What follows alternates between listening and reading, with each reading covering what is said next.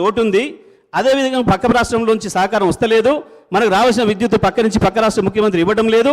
వేరే వాళ్ళతో కొనుక్కుంటున్న అవకాశం ఇస్తలేడు, ఇబ్బందులు పెడుతున్నాడు. ఎంత తొందరగా వీలైతే అంత మనం మన జెన్కో సంస్థ ద్వారానే ఉత్పాదన చేసుకుంటే ఉపయోగం ఉంటుందనే ఉద్దేశంతో BHEL తెలుసుకొని వస్తే ముందుకు వచ్చి మేము 24 నెలల్లో చేస్తామని చెప్తే దాన్ని BHELకి ఇచ్చాం అధ్యక్ష. అక్కడ ఎక్కడ కూడా ఎటువంటి నష్టం జరగలేదు అధ్యక్ష.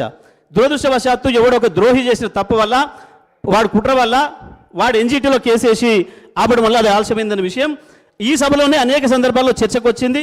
బట్టి గారు ఇక్కడి నుంచి వెళ్ళే ప్రశ్నలు అడిగినారు, చెప్పినాం. ఆ రోజే వారి సందేహాలన్నింటి కూడా తీర్చాం అధ్యక్ష.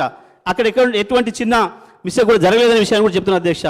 ఎవడైతే యాదాద్రి విషయంలో కూడా కేసేసి NGTని పక్కదో పట్టించి అన్ని అనుమతులు తీసుకున్న తర్వాత కూడా మళ్ళీ మన ఇబ్బంది పెట్టే ప్రయత్నం చేసిండో, ఇవాళ వాడు దేశద్రోహిగా తేలిండు.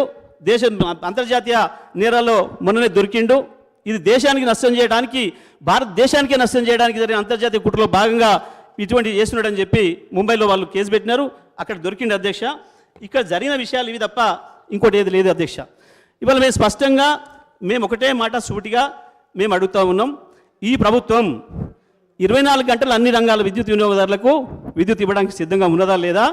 ఎటువంటి అప్పు లేకుండా, ఒక రూపాయి కూడా మేము ఇప్పటి నుంచి అప్పు తేకుండానే ఈ ప్రభుత్వాన్ని నడుపుతాం, ప్రజలకు ఇచ్చిన అన్ని హామీలు నెరవేరుస్తామని కనుక వారు అంటున్నట్టుంది. అంటే సంతోషమే.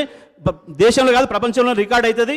తప్పకుండా వారి విజయం సాధించాలని నేను కోరుకుంటున్నా. రూపాయి అప్పు లేకుండా ఇప్పటి నుంచి ఈ ప్రభుత్వాన్ని నడుపుతూ విద్యుత్తును అన్ని రంగాల వినియోగదారులకు 24 గంటల విద్యుత్తును ఇస్తూ తప్పకుండా దేశానికి ఒక ఆదర్శంగా ఉండాలని చెప్పి కూడా మేము కోరుకుంటున్నాం అధ్యక్ష. మాకేం వేరేది లేదు. ఎందుకంటే ఈ రాష్ట్ర ప్రభుత్వం ఇంత గొప్ప చేసి దేశానికి ప్రపంచానికి ఆదర్శంగా నిలిస్తే మనందరం కూడా గర్వపడాల్సిందే, అందులో సందేహమే లేదు అధ్యక్ష. ఇక్కడనే ఇంకో విషయాన్ని కూడా ముగిస్తాను అధ్యక్ష మాట్లాడి.